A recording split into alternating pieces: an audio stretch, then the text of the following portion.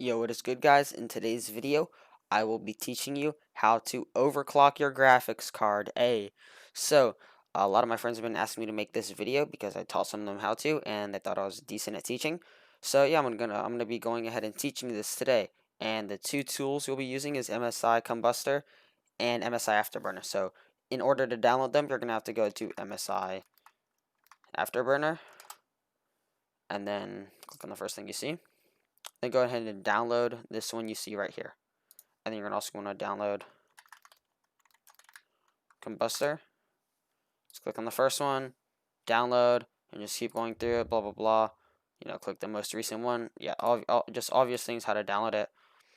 And once you download it and launch MSI Combustor, I mean, not MSI Combustor, MSI Afterburner, it's going to look something like this.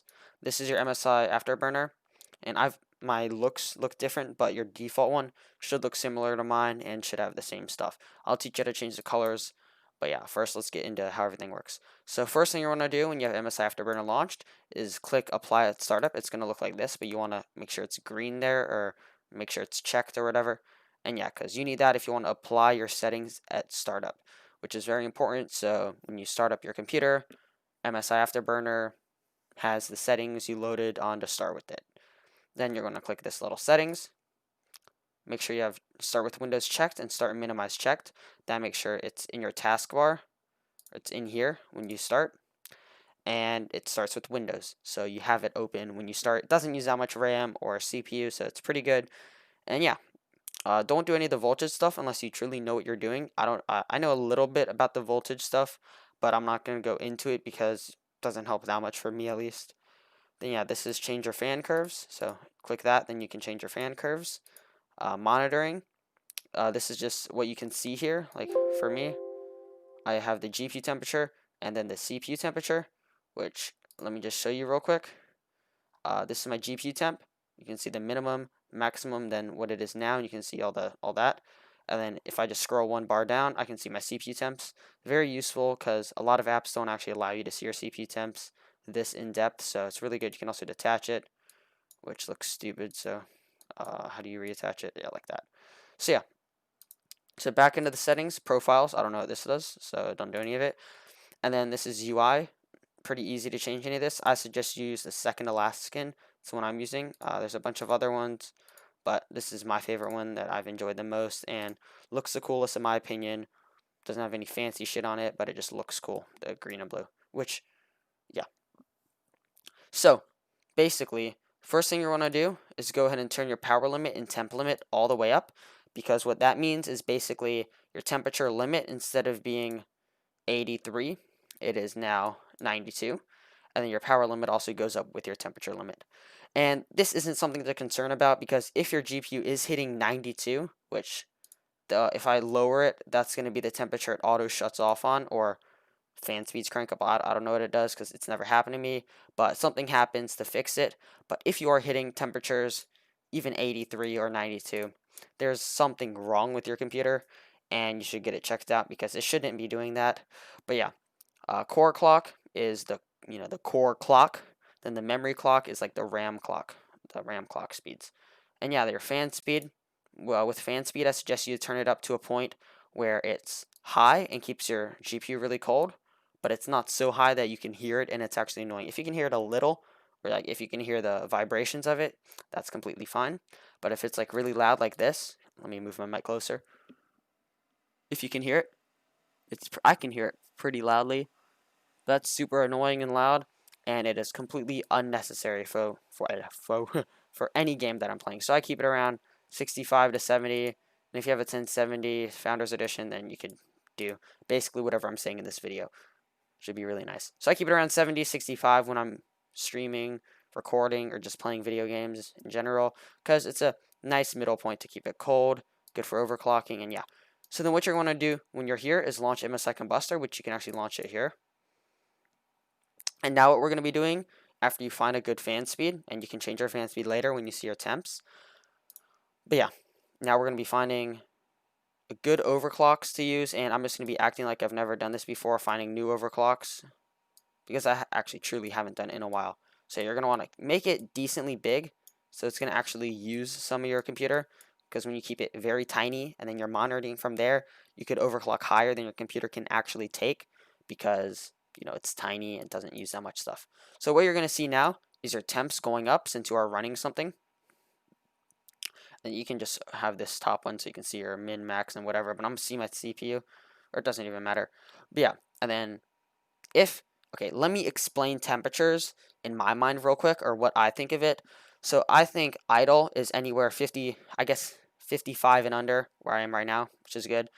And then 55 to 70 is gaming. 75 is also fine, but anywhere above 75, I get uncomfortable if I see my GPU at that, which I never have, luckily.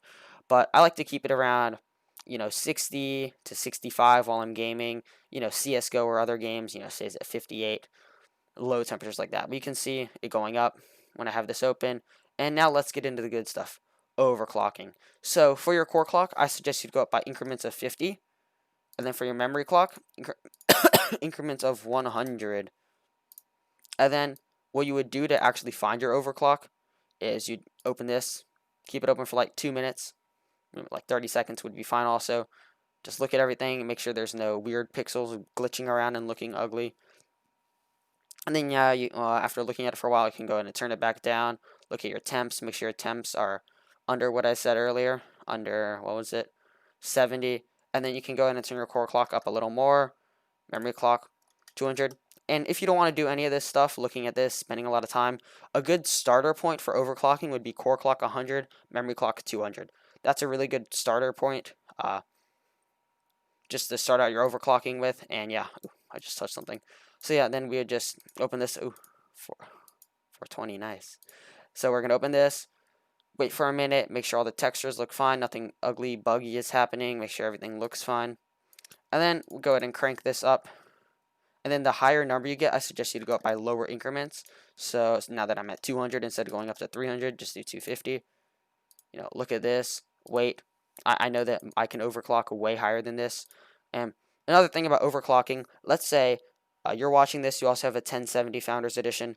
Doesn't mean you can achieve the same overclocks I do, and maybe you can actually achieve higher overclocks, so don't stop at what I'm giving you.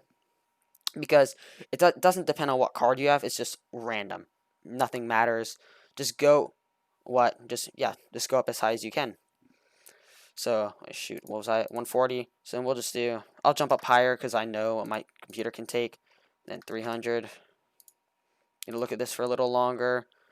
And then, yeah. Well, let me tell you. So if your core clock is higher than your computer can take, then your screen might black out, or it just might freeze up and you have to restart your computer.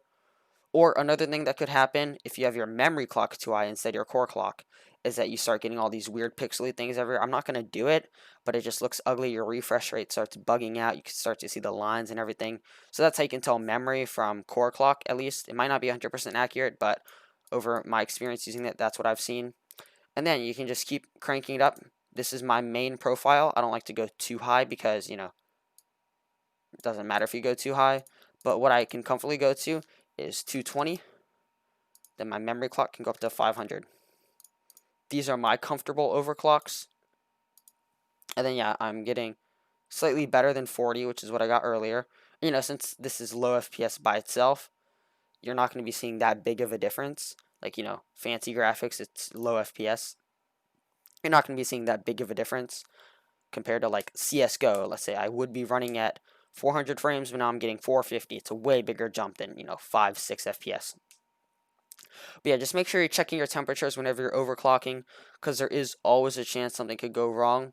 Oh yeah, let me show you how to save a profile. You just click save, then click on whatever number you want to save it. So yeah, but I already have all my profiles set up, so yeah, I'm good.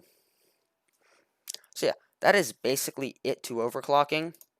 And if you don't want to use MSI Combustor, you don't want to waste your time on that, then you could just start at 100 core clock, 200 memory clock, like I said. Start out with that, and then just play around with it. Let's say you're playing Call of Duty, and then it runs perfectly fine, 100, 200, you could jump up to 120, 250 while you're playing. Like when you die, you can crank it up a little. And yeah, that is basically it. Thank you so much for watching this video, and yeah, good luck with your overclocking, and peace out.